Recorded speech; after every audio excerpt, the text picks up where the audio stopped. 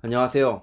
오늘은 포브스가 선정한 세계에서 가장 영향력 있는 경제 전문가 중 한 명인 나심 니콜라스 탈레브의 책 행운에 속지 마라에서 말하는 확률을 이용한 성공적 투자 비결인 희귀 사건의 활용에 대해서 소개해 드리고자 합니다.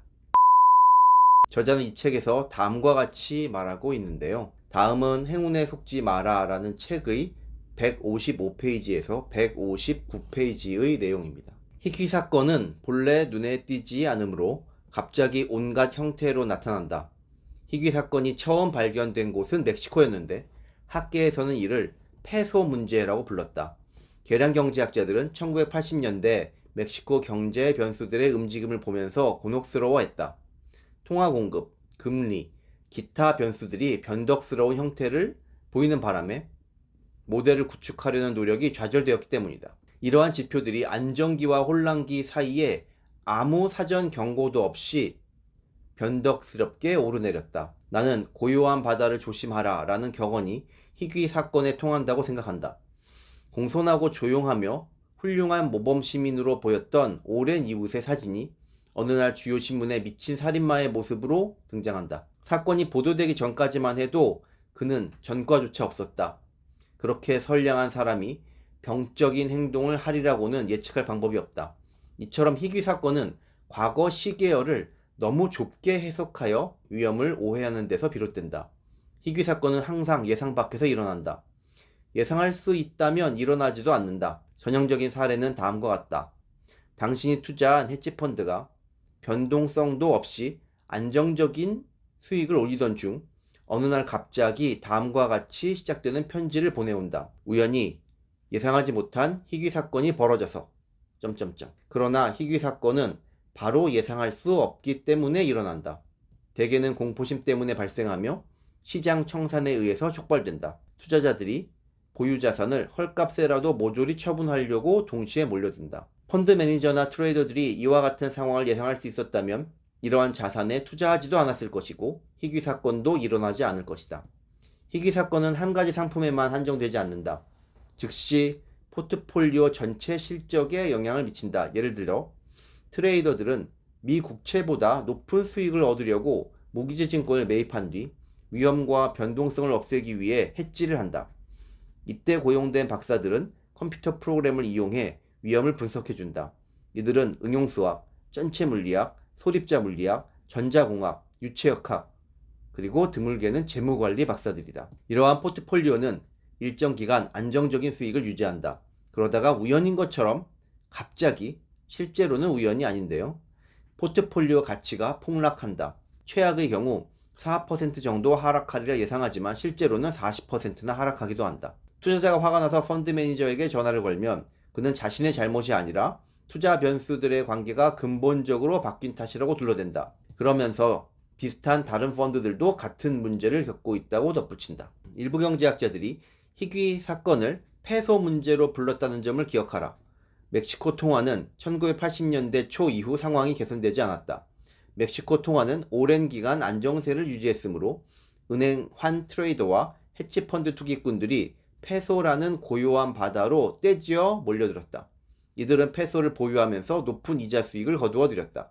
그러다가 예상하지 못한 강타를 맞고 투자자의 돈은 날렸으며 직장에서 쫓겨나 다른 일자리를 찾았다. 이어 또 다른 안정기가 찾아왔다. 트레이더들은 과거의 악몽 같은 사건을 잊은 채 다시 몰려들었다. 다시 한번 멕시코 페소에 빠져들었으며 같은 이야기가 반복되었다. 희한하게도 희귀 사건은 대부분 채권 상품에 발생한다. 1998년 봄, 나는 당시 거물 헤지펀드 매니저에게 페소 문제의 개념을 2시간에 걸쳐 설명해 주었다. 과거 시계열의 변동성을 순진하게 해석할 경우 이러한 개념이 모든 형태의 투자에도 적용될 수 있다고 아주 자세하게 설명해 주었다. 그가 대답했다. 당신 말이 전적으로 옳습니다. 그래서 우리는 멕시코 페소에는 손대지 않습니다. 오로지 러시아 루블에만 투자합니다. 라고 말했다. 몇 달 뒤 그는 파산했다. 당시에는 러시아 루블의 금리가 높기 때문에 온갖 탐욕스러운 투기꾼들이 몰려들었다. 루블 표시 증권에 투자했던 사람들은 1998년 여름에 투자 자금의 약 97%를 날렸다. 변동성은 부정적 고통을 안겨주므로 치과 의사는 변동성을 좋아하지 않는다. 그는 자신의 실적을 자주 들여다볼수록 변동성 때문에 고통을 더 많이 받게 된다. 따라서 투자자들은 이러한 심리적인 이유로 드물게 일어나는 큰 변동성을 무시하려고 한다. 이른바 운을 숨겨놓은 형태다. 심리학자들의 최근 발견에 따르면 사람들은 자극의 규모보다는 존재 여부에 더 민감하게 반응한다. 즉, 손실을 처음에는 단순히 손실로 인식하지만 나중에는 다르게 인식한다는 뜻이다. 이익에 대해서도 마찬가지다. 그래서 주식 중개인은 전체 실적을 최적화하기보다는 손실 횟수를 줄이고 이익 횟수를 늘리는 쪽을 선호한다. 문제를 다른 각도에서 볼 수도 있다. 어떤 과학자에 대해 생각해보자. 그는 세상과 격리된 채 매일 실험실에서 쥐를 해부한다. 오랜 세월 연구를 거듭하지만 내세울 만한 성과는 나오지 않는다. 그의 아내는 매일 밤 쥐 오줌 냄새를 풍기며 돌아오는 실패자 남편에게 울분을 참지 못한다. 그러던 어느 날 그가 마침내 성과를 올린다. 그의 작업을 시계열로 분석했더라도 전혀 개선되는 조짐이 나타나지 않았겠지만 그의 작업은 점차 성과에 접근하고 있었던 것이다. 출판사에 대해서도 똑같은 원리가 적용된다. 비즈니스 모델에는 전혀 문제가 없음에도 어느 출판사의 책은 실패를 거듭한다. 그러나 확률은 낮지만 대박 잠재력이 있는 우수한 작품을 계속 출간하다 보면 10년에 한 번 정도는 해리포터와 같은 슈퍼 베스트셀러를 만들어낸다. 흥미로운 경제학자 아트 드 베니도 이러한 아이디어를 영화 사업과 자신의 건강 생활 두 분야에 적용했다. 그는 영화 사업 속의 보상 속성이 편향되어 있음을 간파하고 이를 다른 수준에서 활용하였다. 흥미롭게도 그는 우리의 신체적 특성도 태생적으로는 지극히 편향되어 있음을 발견했다. 그의 주장에 따르면 수렵 채취인들은 한가로운 시간을 보낸 다음에는 집중적으로 에너지를 분출했다. 시장에는 역희귀사건 트레이더라는 부류가 있는데 이들에게 변동성은 반가운 소식이다. 이들은 소액으로 자주 잃지만 드물긴 해도 벌 때는 거액으로 벌어들인다. 나는 이러한 사람들을 위기사냥꾼이라고 부른다. 다행히도 나 역시 그런 사람이다. 그렇다면 통계학자들은 왜 희귀사건을 감지하지 못할까? 통계학은 초보자에게는 복잡해 보일지 모르지만 사실 오늘날 사용되는 개념은 아주 단순하다. 내 친구 프랑스 수학자들은 통계학을 요리라고 부른다. 개념이 단순해서 정보를 더 많이 알수록 결과를 더 확신할 수 있다는 뜻이다. 그러나 문제는 얼마나 더 확신할 수 있느냐이다. 일반 통계 기법은 신뢰 수준을 꾸준히 증대시키지만 신뢰 수준이 관측치 증가에 비례해서 높아지는 것은 아니다.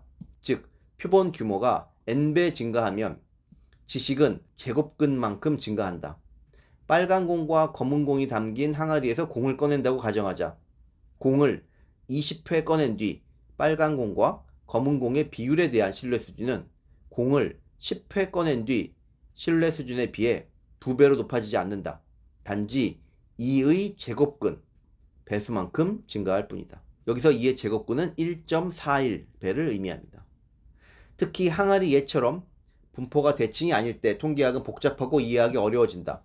항아리 속 검은 공이 압도적으로 많아서 빨간 공을 찾을 확률이 매우 낮은 경우에는 꺼내는 횟수가 증가해도 빨간 공이 드물다는 지식이 증가하는 속도는 매우 느려진다.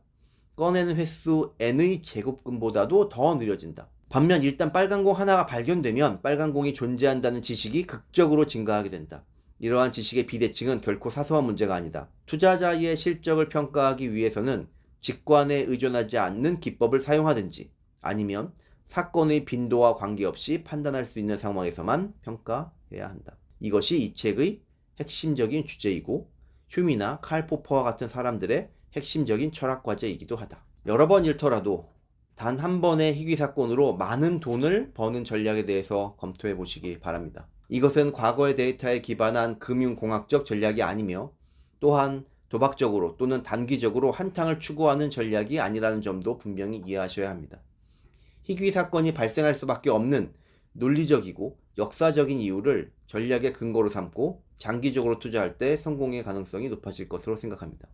그리고 이러한 전략은 투자뿐만 아니라 인생에도 적용될 수 있을 것 같습니다. 이상 스타크 아카데미 오늘의 인사이트였습니다. 감사합니다.